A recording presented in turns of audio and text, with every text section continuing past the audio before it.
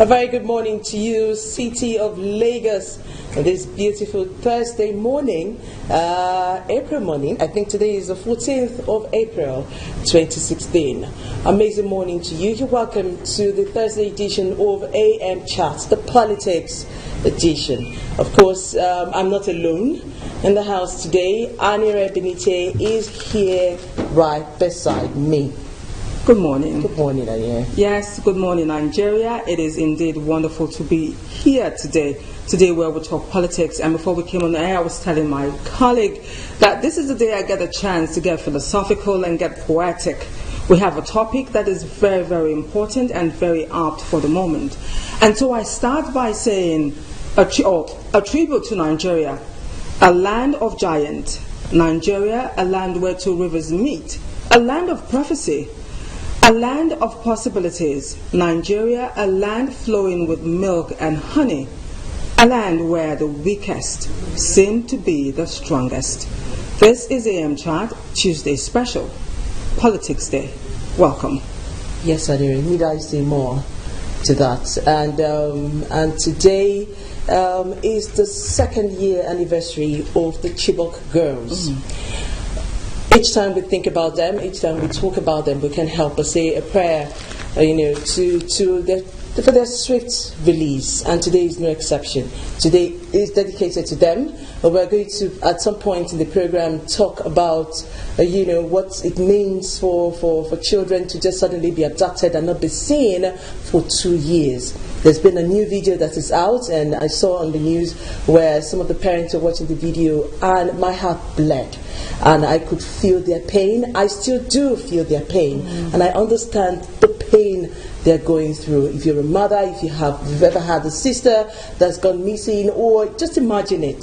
The pain is unbearable. So on this program, we're saying we're with you with your struggle. We're with you helping and praying that your daughters, our girls and Nigerian daughters, come back alive. Definitely. Yes, we are going to start the program. The way we do it, we'll go on a short break, and when we return, we shall be going straight on to the newspaper review segment, and we have our analyst in the house just waiting to go, Mr. Alistair Wilcox. So we'll go on a short break now. When we return, more. Stay with us. Stay with us.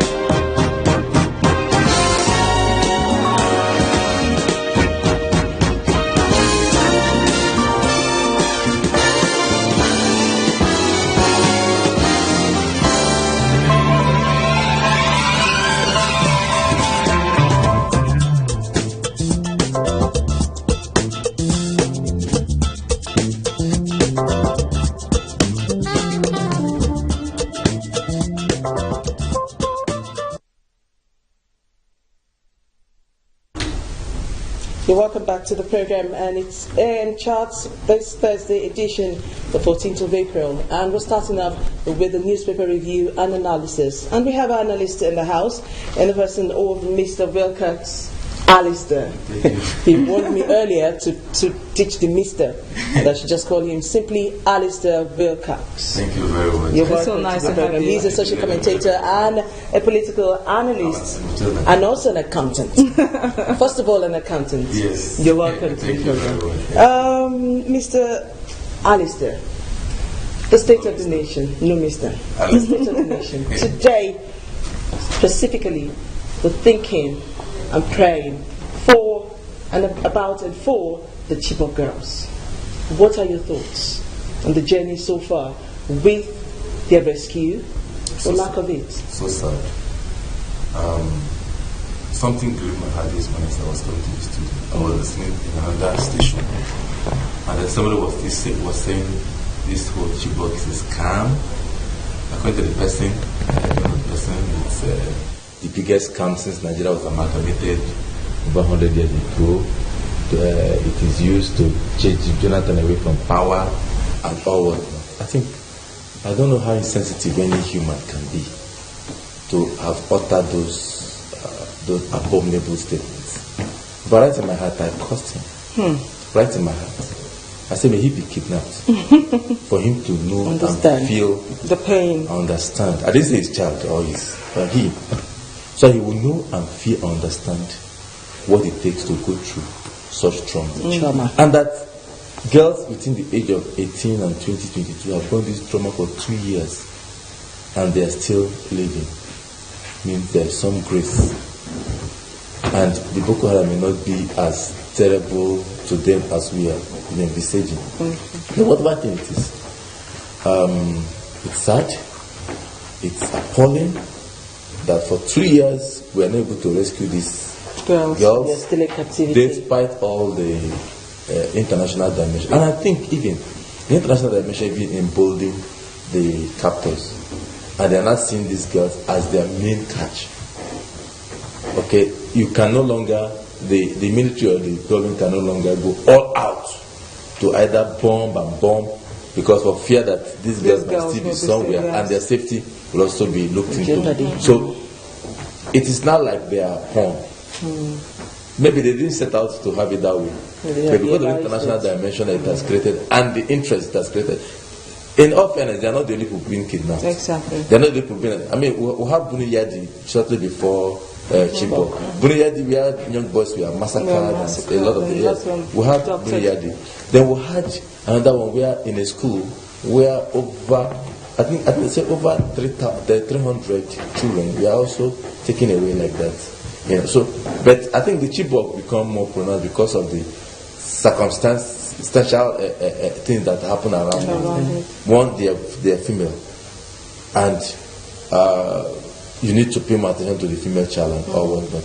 That is a place. The north is a place where female students, females are not taken serious in terms of education, and these are children that were kidnapped from their educational examination and their school bonds and everything. And we've had individuals that escaped, about 50 and so escaped, that has come to relieve the stories.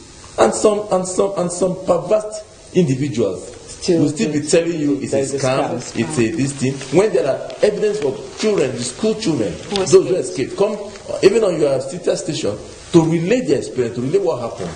And then the principal of the school, the parents, are all in agony and what anybody can do.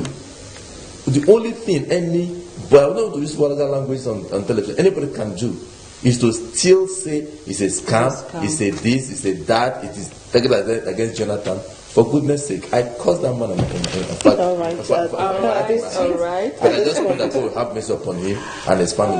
At this point, and every Nigerians, they are not only, and every Nigerians that are still seeing this, especially we down south, they are still seeing this matter as it is there, it is against Jonathan. And a lot of Nigerians still see it that way. A lot of people still say, they were kept in one house, they are covered. So I don't know if people can be this insensitive, even if they are. Okay. Captivity is captivity. Okay. Empathy is what is required at this point. It doesn't matter even if it's a hug, even if empathy is what is required now, and people should mind what they say because you are grieving the soul and sensibility of persons who are grieving and of the nation. Okay. All right. So we'll move on now to the newspaper review. I have the Punch newspaper, The Nation, New Telegraph, Daily Trust, and The Union. I have The Guardian, the Tribune newspaper. I have the Sun, the Daily Sun. I have the Authority newspaper and also the Independent newspaper this morning. All right, so I'm going to kick it off with the Punch newspaper, and the first headline is Budget. Calabar Lagos Rail Project splits Senate. But the rider as Southern senators say project must be included. That story continues on page 2. Still on page 2, will crush pipeline vandals like Boko Haram, says Buhari. And on page 3, prosecute Shiite killers. Amnesty tells the federal government. And the Rosai withdrew 190 million naira from secret account, says witness. That story is on page 7. Protesters block Aregbeshala's convoy. A story you can find on page 42. And states borrowed 13.1 trillion naira from banks in 2015. States borrowed 13.1 trillion naira from banks in 2015. With the riders, Nigerians abroad remitted $21 billion in 2015, says World Bank. And NNPC spends 354.6 billion naira quarterly on fuel imports. Our story continues on pages 25 and 28. And finally, despair as Chibok girls spend 731 days in captivity. Parents identify daughters in new Boko Haram video.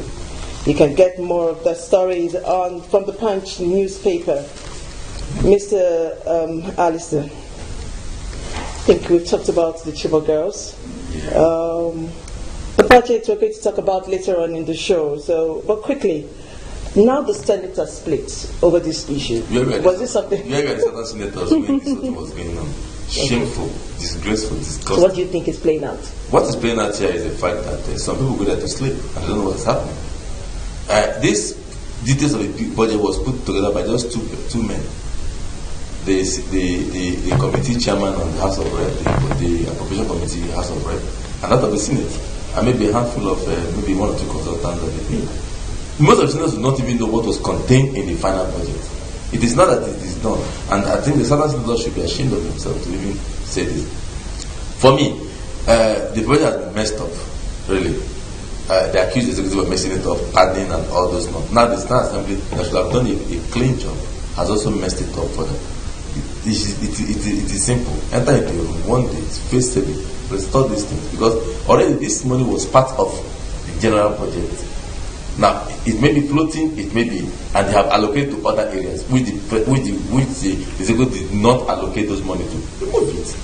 Bring it to where they want it to be. The bill has not been signed. Bring it to where they want it to be. It's a day thing. This thing should not raise any controversy. It's a day's business, and Nigerians get going. That's how people who are serious, that is how dedicated people do their work, and not all this nonsense that we're going up and down. I want to take one quick story there. The fuel import. I don't know how much did you say? How many billion was imported? 354.6 billion naira. I don't know where they're getting all this. Figures. Quarterly. I don't know where they get all these gigantic figures.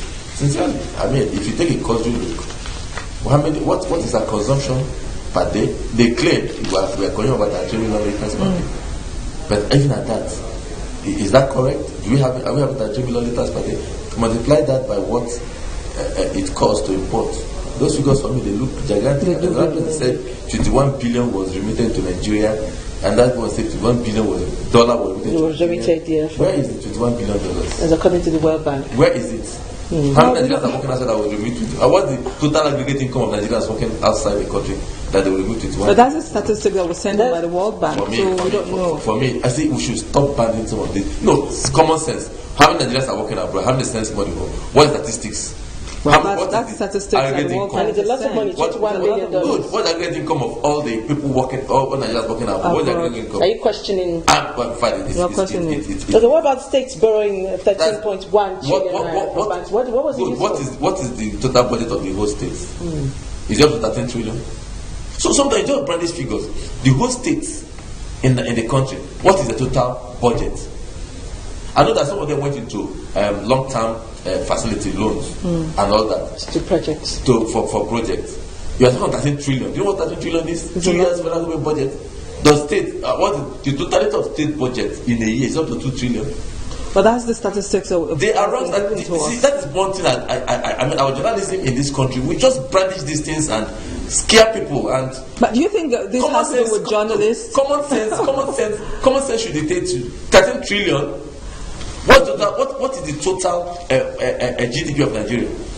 And then states are borrowing 13 trillion in 1 year. What is their total budget? If it's they have to borrow to fund the entire budget of all the states in Nigeria, local government.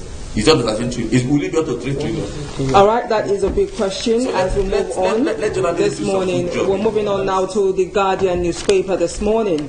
The Guardian, and it says we'll treat pipeline vandals like Boko Haram. Buhari wants. With 3 riders, President explains reforms in oil sector. Niger Delta communities order Italian oil firm to leave. 3 flow stations under threat. And above the mask, for executive legislative amity, reps may revisit 2016 budget. I'll take that again. For executive legislative amity, reps may revisit 2016 budget with 3 riders. Say no word from President on grey areas. Senate moves to avert a north-south dichotomy. Interior, defense, education to spend more on salaries. We have more stories on page 7. And just below, on page 3, police raid Mossack Fonseca's offices over Panama leaks. Banks in brisk business with new Naira notes reject old bills. With 2 riders, CBN insists only security operatives can stop currency abuse. They don't invest in sorting, says Apex Bank. Nigeria loses 577 billion naira yearly as tax incentives to firms. That story also continues on page 3. And how Oronsaye used 190 million naira diverted from government. We have more of that story also on page 6. And is the pictorial right there, wife of the president, Aisha Buhari, shaking hands with the former First Lady, Victoria Agui-Ironsi, during a visit of Abia women to the State House, Abuja. She's still looking very beautiful, if you ask me. Okay, so the Guardian newspaper this morning, so much. We're talking about threats, the statement credited to the president, where he says that we'll treat pipeline vandals like Boko Haram. For me, these are very, very serious words to come. That is, if it is true, it is coming from Buhari. So far, we haven't seen anything done to the Boko Haram people. Boko Haram has been disseminated. Boko Haram that is my opinion. Your opinion is definitely different. Boko Haram has been. So I want you to react to that. Designated. Okay. Today, Boko Haram has not been able to, can no longer take our whole territories. That brazen attack of strongholds flooding into a community and ransacking. When did you hear that? But now the president is saying that, okay. Their only bargaining chip now is this beast, and they will be able to protect this chip because they see how they. Now they can't, even the suicide bombing is thinning out. You understand? Maybe for lack of personnel that will carry it out, or they are running short of ammunition and all that. So to realize that the kind of attention that the government gave to Boko Haram when they came in, I mean, shall show this result. I mean, I don't know why people are not admitting this stark reality. Boko Haram is no longer that threat. I mean, last weekend, for the first time in 4 years, El Kanemi played a football club, played the Medugri. They played Medugri for a long time. El Kanemi and the Sunshine Stars played their match in Medugri and see the crowd that were in the stadium. So, but how would you react to this view from people that some these things are actually happening, bombings, but they're just not being reported by Nigeria? That I told you, what they're having is suicide bombing. Till tomorrow, you have suicide bombing in Iraq, in where anywhere terror is. There was suicide bombing in France. Suicide bombing is something that you may not be able to eradicate, because if advanced countries like France and Belgium and Spain are having it, people will still infiltrate the system and to carry out unleashed bombing. I mean, what is Nigeria? So, but that brazen attack that we had in those years, like 3 years ago, when they will go to a group community, go to a school, and every Friday there is one bombing in one mosque. Every Sunday people are afraid of going to church. Churches now build barriers and barricades and everything. That we don't hear as often as you. But you see, the pockets are still there. And it is now a kind of climb up activity. They will climb them all up. They've not been able to. How many soldiers have Boko Haram killed in the last how many years? Because they downgraded their capabilities to a very severe. And that is what I think the president talking about Vandals. Vandals have kept us where we are in terms of our energy security. The Vandals are terrible. In fact, they are economic Boko Haram. They are real economic Boko Haram because you keep vandalizing pipeline that will bring gas to gas stations and therefore you don't have power. You keep another pipeline that will transport fuel all across the country, that will transport crude to export terminals, that will transport crude to refineries, and then the country is made bleeding. People are stealing fuel every day, stealing oil every day. Yes, that is the real economic Boko Haram. And if the president, I don't know his strategy that will enforce this, that will take the same spirit. I think what he says is the same spirit that he used on Boko Haram that has brought them to this level. If you use that same spirit on pipeline, and those independent marketers that are exploiting the Nigerian masses, they are part of the list.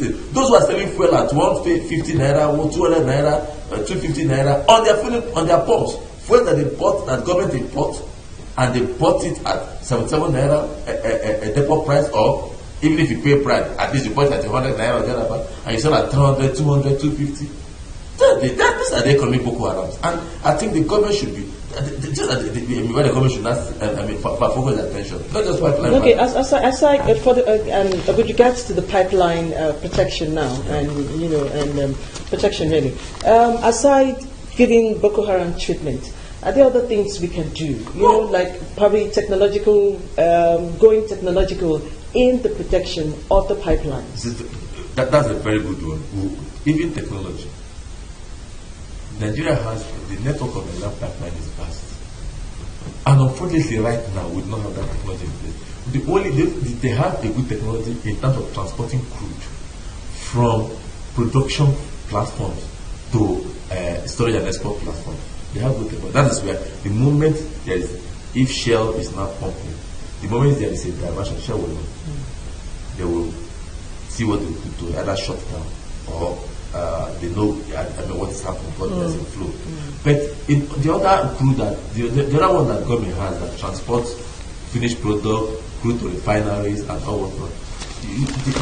Over the years, we've not installed those kind of technological gadgets. Now, if you want to install them, it's not that you take systematically, and which people have been clamoring for all these years. The use of technology. I don't know where a pipeline passes. Some pass in my village. I'm from the Niger Delta. Some pipeline pass in my village, but they are very so deep that it's only those that work in that industry that will know how to go and cut, and will know how to go and do all those things. So there is a lot of things that government need to do to bring this, to rein in this person. I think for me, one of my major downtown with this government that they are not yet as hard as I expected them to be on economic All right, so we'll move on to the Nation newspaper, and the first headline says, Budget Southern Senators demand Calabar-Lagos rail with the riders. Reps angry as Dogara Jibrin. Others inject 40 billion naira projects into budget. That story is on page 6. And above the mask, we have Buhari to give pipeline vandals Boko Haram treatment. That story is on page 6. On page 9, Oyo Accord, PDP begin major talks ahead 2019. And on page 43, Shiite leader ex-Zaki loses one eye, lawyers allege. And on page 12, experts hail Nigeria's pact with China on the yuan. And on page 8, DSS parades mastermind over Abuja bombing. And then we have tearful parents watch new Chibok girls video. We have the pictorial there of the 15 girls seen on the video. And then we have the mothers who are weeping, obviously from seeing their daughters still alive. And some of them, we can't really tell how they feel or what they're feeling, but we can just begin to imagine what they must be going through. Like I said earlier, our prayers are still with them. Alistair. Yes, please, China. Yes, I think the government is finding some ingenious way to work around this currency crisis, this forex crisis. Most of our import About 90%. Dollar base. Yes, no, not about so about 70% of our income, of our import now come from China. And you now use dollar to now convert to yuan. Now that arrangement with China for their yuan to become available just like dollars, just like as a means of exchange, I think it's good for business. You think so? Very, very good for business, because rather than now you going to look for dollar to now go to yuan, you have that naira, you get yuan automatically. You understand? So that puts less pressure on the dollar. Because most of our brothers, most of our businesses, we are Igbo brothers who never say anything good in this government. I think maybe they should also start applauding this, because everyone keeps saying the man says 95% and 5%, blah, blah, blah. Yes, he goes, he doesn't like that. Most of them, their businesses, most of the people, their business in China. So this they should see as a good thing. This is for them, because right now they peg, I think people are expecting that 1 yuan to 30 naira. And the yuan will be available in Nigeria. And the naira will be available in China. It's the currency exchange. Now you send I think you send a certain amount of naira to China to buy goods. To get the yuan into Nigeria. And then when those who want to buy go buy the yuan and do their business in China. So you not bypass the dollar. You not bypass the dollar. So the currency is so there's less demand. There's less demand on the dollar. Less pressure. So that also help. Less pressure on the naira as well. Less pressure on the naira. Yes. So the naira might also begin to gain strength, because when there is less pressure on the dollar, like those who are doing business in China. The naira is now illegal tender. I mean, it's a compatible currency in China. The yuan is like compatible currency in Nigeria. For goodness sake, I have not looked at all the but at the surface of it, I think it's good. It's good, and my Igbo brothers who never said anything good in this president should start seeing something that you also have the interest in heart, and discard that stupid 95%, 5%. I don't know where they keep that. Okay, so we're moving on now to the Nigerian Tribune this morning, and it says Chibok parents identify daughters in new video. Rifkatu Ayuba catches sight of her long-lost, desperately missed, now 17-year-old Maisaratu. She wails, reaching out to a laptop screen, the closest she's been to a child in 2 years. Buhari to pipeline vandals, we will deal with you like Boko Haram, says no quick fix to Nigeria's problem. That story continues on page 4. How Oronsaye used federal government's 190 million naira kept in secret account. Witness. We have more story on zaki page 8. Elza Zaki sues army for 3 billion naira. Fuel scarcity to be over in days as small stock arrives, says the NNPC. Federal government can't put timeline on Chibok girls' rescue or Shibajo. U.S. calls for unconditional release of all hostages and also demands their safe return. BBOG urges federal government to speed up rescue efforts. Nigeria has failed the girls, says Tunde Bakare. And finally, on the Nigerian Tribune, 2016 budget reps direct Dogara to meet Buhari. Senators divided along the north-south lines. You have the next paper. I do. I have the New Telegraph newspaper, and it's federal government. We can't say when Chibok girls will return. With the riders, Nigeria has failed schoolgirls, says the campaign Bring Back Our Girls group. Parents identify girls in Boko Haram video, and Chibok girls failed by their nation.